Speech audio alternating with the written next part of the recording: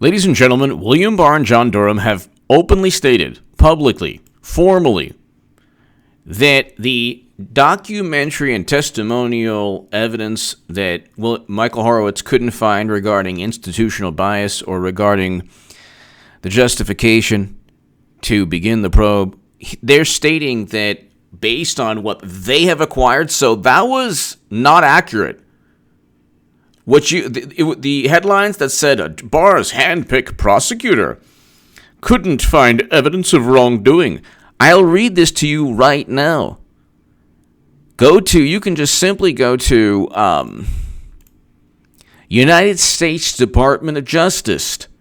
The United States Department of Justice Statement of U.S. Attorney John H. Durham, Monday, December 9th, 2019. Quote, does this convey that anything's over? This is the second inning of a 9-inning ball game. Clinton is going to lose to Trump, and then you're going to see the full legal repercussions, indictments of top officials. Because this is a probe, a criminal probe, that's going to span beyond the election. Just like they had 3 years to make things up, Trump will have 2 to 3 years to actually look at their criminal activity with evidence. But here, quote, I have the utmost respect for the mission of the Office of Inspector General and the comprehensive work that went into the report prepared by Mr. Horowitz and his staff. However, our investigation is not limited to developing information from within component parts of the Justice Department. Our investigation has included developing information from other persons and entities, both in the U.S. and outside of the U.S., based on the evidence collected to date. And while our investigation is ongoing, last month we advised the Inspector General that we do not agree with some of the report's conclusions as to the predication and how the FBI case was opened. Game, set, match. This is the equivalent of a paradigm-changing moment in American political history, and that's not hyperbole. You can back that up with Barr's official statement based on the evidence, William Barr, based on the evidence collected to date, and while our investigation is ongoing. Last month, we advised the Inspector General we do not agree. So William Barr, I've seen John Durham. So John Durham has, and then William Barr. Where's William Barr? So William Barr came out with his own statement. And actually, I have it right here. Okay, so William Barr came out with his own statement. The New York Times was funny. They're like, oh my God, where is this? So the New York Times also came out with a statement regarding William Barr. Both Barr and Durham publicly dispute the notion that this was a just this was a just probe. That's nonsense.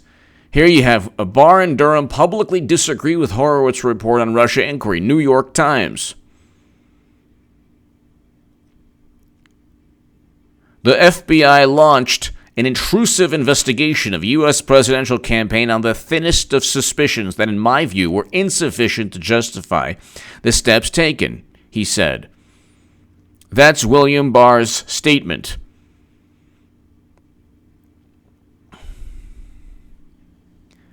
And so you have a situation where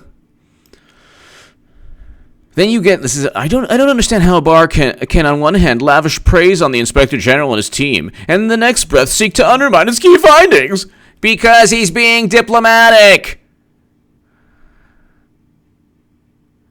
Said a former Justice Department Inspector General, because he's being diplomatic, and he has an ongoing criminal probe with John Durham. He has an ongoing criminal probe. They found a lot more evidence. They went overseas. They talked to Mifsud. They talked to Steele. They talked to a whole bunch of other people. It's an obvious criminal. It's so obvious they set up Trump. You have to understand the Democratic Party, they don't run on the same. Their reality is whatever is good for us is fine. What is good for us is not good for you, and we can treat you any way we want to because we have the media. And if you so much as read our own writing, that is a Russian plot. Donald Trump, the Russians want him. Tulsi Gabbard, the Russians want him. Jill Stein, the Russians want her. Bernie Sanders, Bernard Sanders, the Russians want me too. No, the Russians want them. Well, can you read the DNC emails? No, the Russians, they wrote it. No, they didn't write it, but they want you to read it, so don't read it. Why did Debbie Wasserman Schultz resign? Well, she resigned because the Russians wanted her to resign. My behind hurts. It's the Russians. I stubbed my toe. The Russians. I gotta get an oil change. The Russians. Everything. You lost the election in Russia. Where are my car keys? Putin stole them. It's like, the Patriots lost. Putin again. He doesn't like Robert Kraft. So it's like no one believes it. Nobody even believed it in 2016. Nobody with a functioning brain cell. Nobody believes it. Nobody believes it. The ODNI and DHS reports come with warranty disclaimers. Warranty disclaimers, everyone. Stating high confidence assessments might be wrong. Such judgments might be wrong. They're only confident. They're not certain. John Brennan said, I don't do evidence. I do intelligence. And I want everyone to read, if you've lasted this long, to my 7-minute crowd. My third upload today, and I have 2 already on H.A. Goodman's other channel. It's a big, big day, huge day. This is very important to me. And I wanted to give 7 good minutes, and I'll do this real quick, but I want to read you this. NPR, December 14, 2015. It's below in the pinned comment. If you care about me, this channel, H.A. Goodman's other channel, my writing, if you've been with me for a long time, or if you just went ahead and subscribed recently, I want you to please share, if you can, on social media, the quote from this NPR article, 5 statements on the wrong side of history. They assumed that I would be on the wrong side of history. They put me in the same paragraph with Nate Silver. Now listen to this, and it's below in the pinned comment. 5 statements on the wrong side of history, December 14, 2015, NPR. Every day, smart folks make assertions about Donald Trump, Hillary Clinton, and issues of all sorts. Quote, our emphatic prediction is simply that Trump will not win the nomination, opined Nate Silver at 538.com in August. Okay. And Clinton, quote, is unelectable due to negative favorability polls nationwide and within swing states. H.A. Goodman wrote on Huffington Post in October. Sometimes such sweeping pronouncements prove true. Sometimes they are found to be folly. Who was right? Who was wrong? I'm not talking about 538. They're great. I have nothing but respect for them. Okay, that's another story. No disrespect to Nate Silver or 538. But share this. Share at least my quote and that article link, because I called the election in 2015. What does that have to do with the IG report? Because I said Clinton was unelectable. It had nothing to do with Russia. The DNC being hacked, whether it was or whether it wasn't, is not national security. I stated that Clinton would lose the election. In 2017, I stated she would run again. Clinton 2020 is a reality. Get ready for 8 years of Trump. There's a method to the madness here. Yeah, I obsess over 5 or 6 themes every segment for 3 years on both channels now, and in my writing.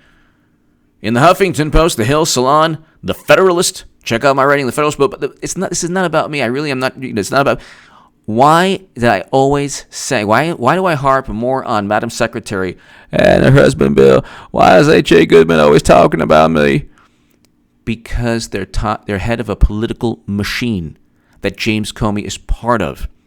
They're a political machine that is closer now. The Democrats and Republicans are closer. They're two sides of the same coin.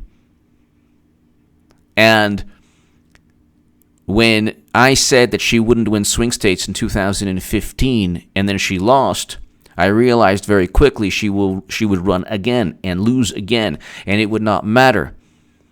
Because they're spinning it right now, stating that Comey is in the Washington Post right now. He wrote an article saying this vindicates the FBI. No, it doesn't. This is only the beginning of a ballgame. John Durham, the special prosecutor, has completely disagreed and opposes a short-sighted judgment based on a lack of evidence. And I read to you John Durham's quote. They already have amassed evidence from overseas, from all the different characters involved in all of this nonsense. And they already found 17 examples of inaccuracies where individuals with text messages that say we have to stop Trump.